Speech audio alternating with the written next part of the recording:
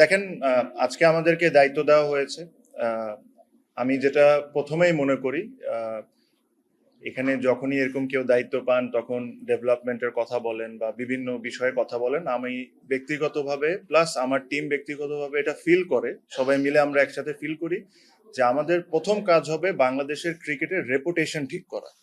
এই লাস্ট 1-1.5 বছরে যে রেপুটেশন ড্যামেজ হয়েছে বাংলাদেশের ক্রিকেটের, এই ক্রিকেটের রেপুটেশনটা ঠিক করা হলো আমাদের সবচেয়ে ইম্পর্টেন্ট।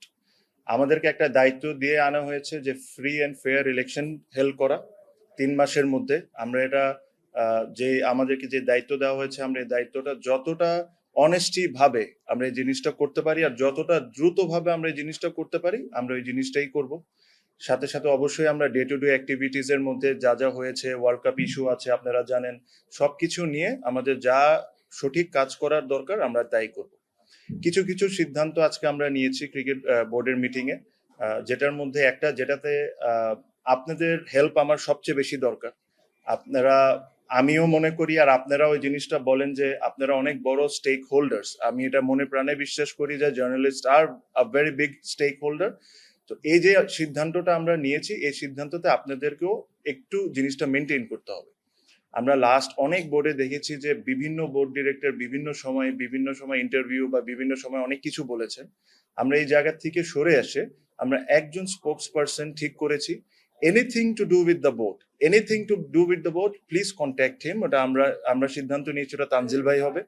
সো আপনারা এই জিনিসটা একটু মেনটেন করেন, তাহলে আমাদের জন্য কাজ করাটা সহজ হয়ে যাবে। কারণ আপনারা যদি ধরেন আমাকে পাইলেন বা আরেকজনকে পাইলে একটা প্রশ্ন করে ফেললেন, তাহলে এই ইউনিটিটা আমাদের ব্রেক হবে। যেহেতু আপনারা আমাদের পরিবারের একজন সদস্যই, তো এই জিনিসটা আপনাদেরকেও মেনটেন করতে হবে যে ক্রিকেট বোর্ড রিলেটেড বা কোনো সিদ্ধান্ত যদি আমরা নিয়ে থাকি, এটা তানজিল ভাই এসে এটা আপনাদেরকে টাইম টু টাইম যখন দরকার মনে হবে তখন আপনাদেরকে জানাবেন।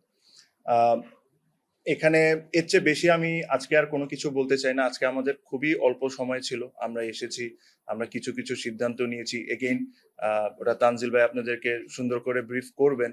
আর প্লাস কালকে আমাদের আরেকটি বোর্ড মিটিং আছে, ওটাতে আমরা যা আহ, সিদ্ধান্ত নেওয়া আমরা নিব। আহ, আপনাদের একটা সহযোগিতা লাগবে, আমি শিওর এটা আপনারা সবাই বিশ্বাস করেন যে লাস্ট 1-1.5 বছরে যে ক্রিকেটের ড্যামেজ হয়েছে বা ক্রিকেটের রেপুটেশনের ড্যামেজ হয়েছে, এই জিনিসটা আমাদের সবাইকে মিলে এই জিনিসটা ঠিক করতে হবে। বিকজ আমাদের সমালোচনা থাকবে, আমরা ভালো কাজ করব করব না এটা নিয়ে ক্রিটিসিজম থাকবে, সবই থাকবে। বাট আমরা এখানে কেউই চাই না যে ক্রিকেটটা যে জায়গায় এখন নেমেছে এই জায়গায় থাক। আমরা সবসময় চাই ক্রিকেট একটা আমাদের প্রাউডের ব্যাপার। এখানে বিসিবিতে যারা চাকরি করতেন বা চাকরি করেন, তারা যখন বাইরে যান তারা প্রাউডলি বলেন যে আমি বিসিবিতে চাকরি করি। এখন আমি শিওর না যে এই কথাটা তারা কি প্রাউডলি বলতে পারে নাকি, যে ধরনের অ্যাক্টিভিটিস লাস্ট 1-1.5 বছরে হয়েছে। সো ওই প্রাউডনেসটা আমাদের ফিরে আনতে হবে, প্লেয়ারদেরকে আমাদের সম্মান করতে হবে। আহ, প্রত্যেকটা স্টেক হোল্ডার যারা, সবাইকে আমাদের সম্মান করতে হবে, এটাই আমাদের মূল কাজ হবে আমাদের। We will change for betterment, just কথা বলা না, আমরা চেষ্টা করব। আমাদের ভুল হবে, আহ, আহ, আমাদের আমাদের টিমে যারা আছেন তাদেরও ভুল হবে। ওই ভুল থেকে আমরা শিখবো, আবার আমরা চেষ্টা করব, এটাই হলো আমাদের মেইন লক্ষ্য। অবশ্যই আমরা ইলেকশন করব। এখানে আপনি আমাকে ব্যক্তিকে জিজ্ঞেস করতে হবে। আমার ইচ্ছা থাকতে পারে আমি করতে পারি, বা ওবার ইচ্ছা থাকতে পারে উনি করতে পারে, ওনার ইচ্ছা নাও থাকতে পারে। আর যখন একটা ফ্রি অ্যান্ড ফেয়ার ইলেকশন হবে, আর খালি আমরা না, যারা যারা ইন্টারেস্টেড, আমি সবাইকে রিকোয়েস্ট করব যে সবাই পার্টিসিপেট করে। বিকজ একটা বোর্ডের ইলেকশন হবে, এটা যারা যারা আছেন বোর্ডের cricketers, organisers, everybody should participate.